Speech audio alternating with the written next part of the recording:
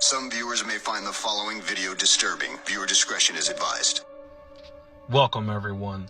Today we're going to be talking about the Mean Girls of Morgantown Part 4. Today we're going to be talking about the tragic life of Skylar Ness.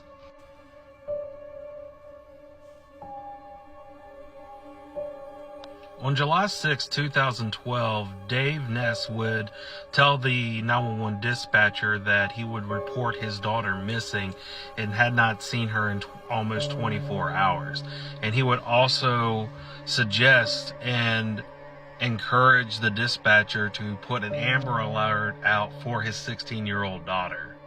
The dispatcher would waste no time and actually send a few officers over to the residence of Dave and Mary Ness, where they would go into the residence and begin asking the two distraught parents about the events leading up to their daughter's disappearance. They would actually go outside the apartment and notice that around where Skylar's room was, there were some CCTV cameras, so they would go to the owner of the apartments and ask to see the footage of the previous night.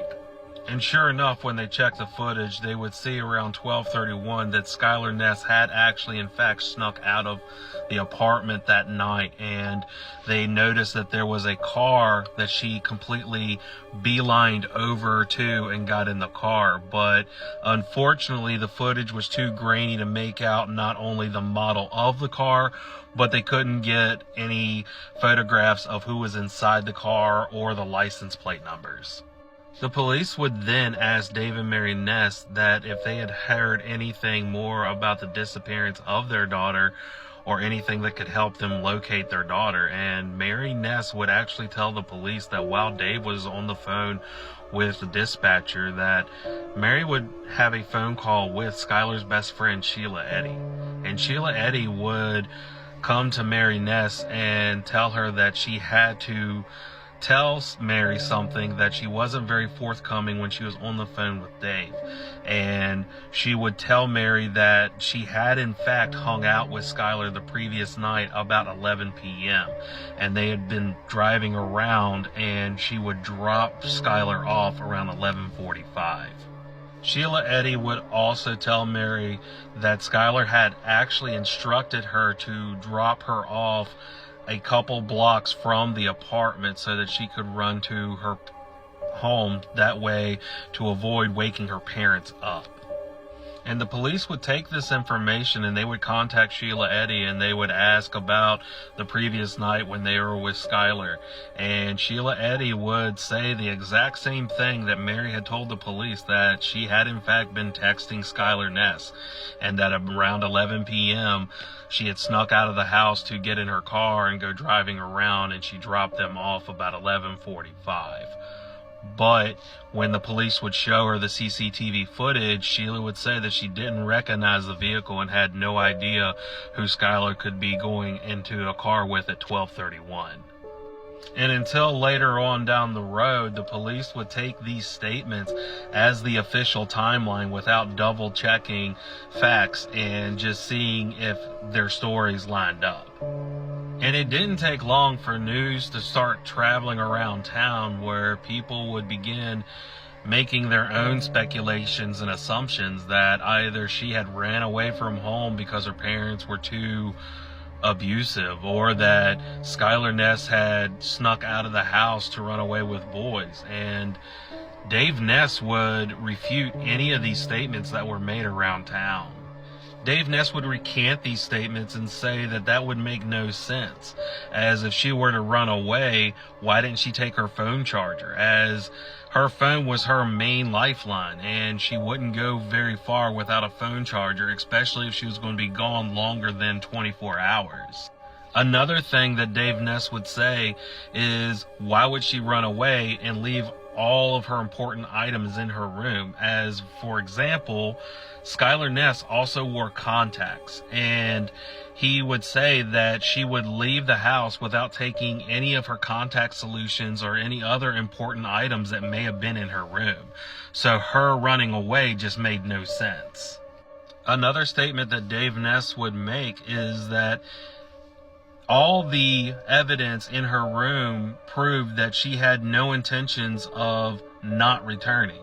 as he would say that out of anything that she would use to sneak out of her room, she would use the vanity bench that sat inside of her room, and she would set it down outside as a way to not only sneak out but also sneak back in. So Dave would say she obviously had planned to return back home.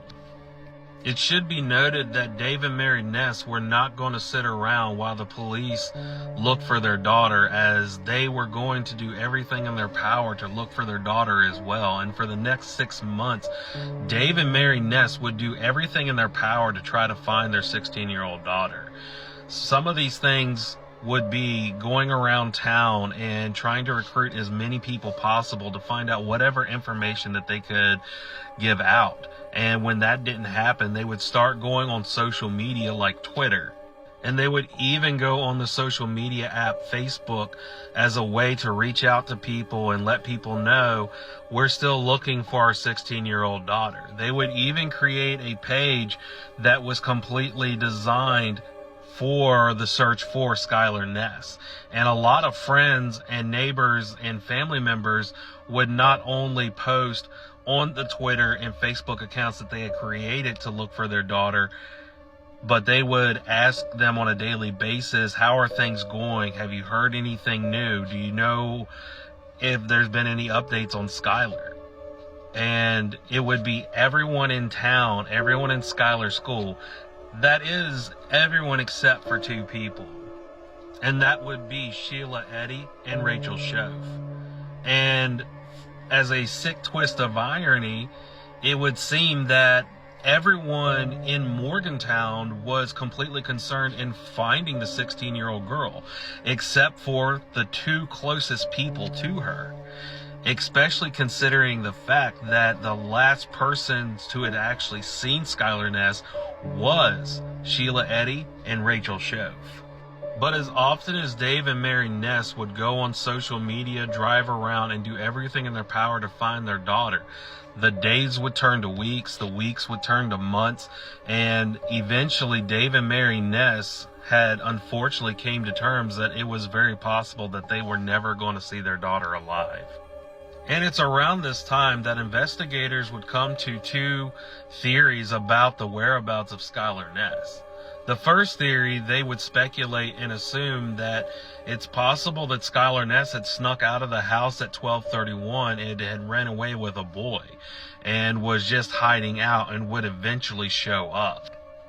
And the second theory the police would come to terms with is that on the night of July 6th, 2012, Skylar Ness would sneak out of the house and get in the car with her 2 best friends, where they would go to a party and Skylar would accidentally overdose on drugs.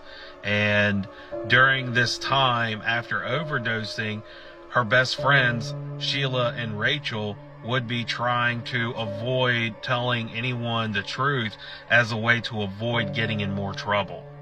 Now, as I had said earlier, that Dave Ness, originally when he would report his daughter missing, he would insist for them to put Skylar Ness on an Amber Alert. And unfortunately, there would be some stipulations and regulations that go with most Amber Alerts.